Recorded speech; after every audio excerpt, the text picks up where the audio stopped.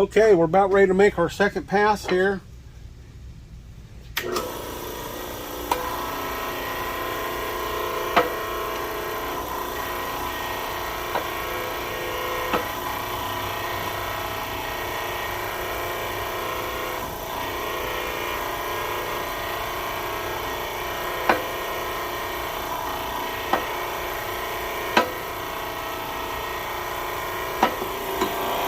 You can see our chips coming out down there.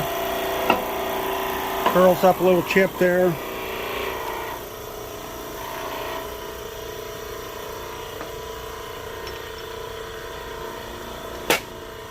There we go.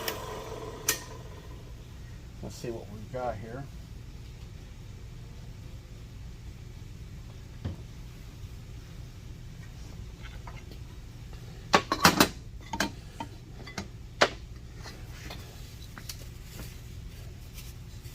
This should put us at the proper depth. There you go. We'll get that deburred and got us a nice keyway in there.